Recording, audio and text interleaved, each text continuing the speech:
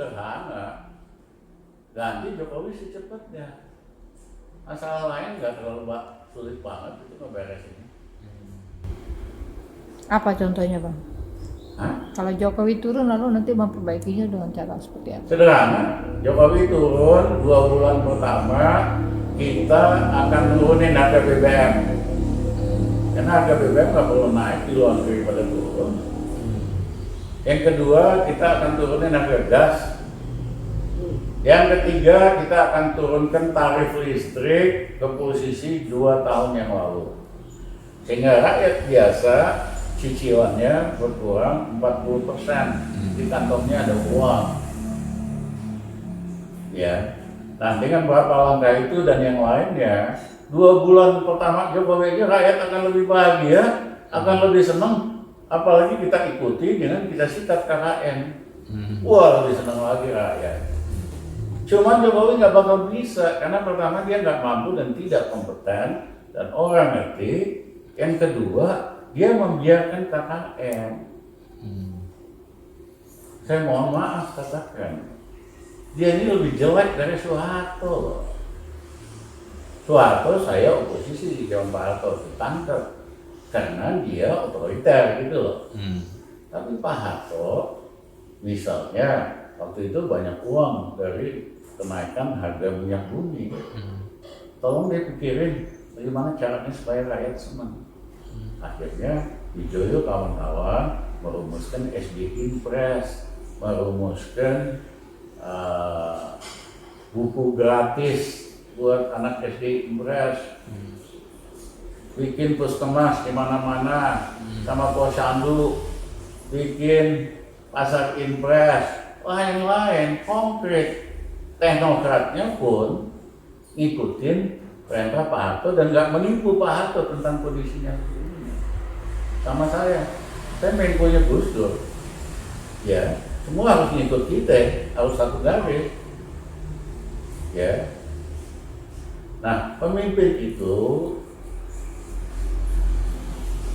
kebanyakan tidak ngerti masalah-masalah teknis, itu tanggung jawabnya menteri. Di seluruh dunia begitu, bukan hanya di Indonesia. Misalnya ketika Gus Dur ngangkat saya kepala Bulog, dia bilang, tugas saya apa Gus? Ya tugas kamu bagaimana supaya petani senang. Bagaimana caranya petani senang? Ya urusan kita. Makanya waktu itu saya hapuskan kredit macet petani, sisa kredit usaha tani Pak Habibie sama Adi Sarsono 26 triliun, karena petani itu diuber ke polisi, diuber sama camat, bayar utangnya kalau nggak disita tanahnya. Saya ngadu Gus Dur, Gus, seandainya kita semua sita tanah ini, terus kita mau ngapain? Ya Gus Dur bilang benar juga, kita sita negara, terus mau ngapain dengan tanah ini? Jadi menurut kamu gimana Rizal? Kita hapusin aja utang sama bunga-bunganya 26 triliun. Gus Dur bilang itu duit gede Rizal, kamu bisa ditangkap kok hapusin itu. Saya bilang Gus, kalau ada yang mau nangkep saya tangkap aja, gua sepeser kan nggak ada dapat untung dari dia. Akhirnya kita lakukan, petani seneng nggak diubah-ubah, dia happy. Habis itu kita naikin harga pembelian gabah dibanding pupuk.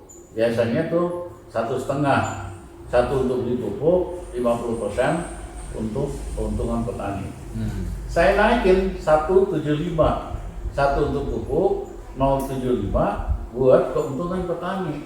Petani semangat karena kalau nanam padi dia untung.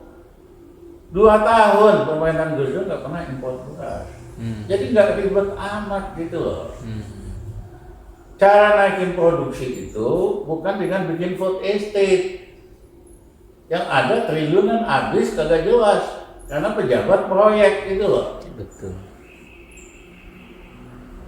Pejabat itu merumusin kebijakan. Misalnya nih, kalau kita lebih agresif lagi, kita naikin rasio gabah sama pupuk 2:1. 1 untuk pupuk, 100% untungnya petani. Petani masih senang banget, swasta pun tertarik. Ya, kenapa? Setiap 4 bulan untungnya 100%, taruhlah macam-macam jadi 50%. Mana ada bisnis yang untungnya 50%? Iya. Akhirnya mereka yang bikin sawah, mereka yang bikin naikin produksi, bukan pakai proyek pemerintah ngabisin duit gitu loh. Nah hal-hal yang sederhana ini Jokowi dan menterinya nggak pada ngerti karena mentalnya tuh pedagang, mau ikut proyek terus.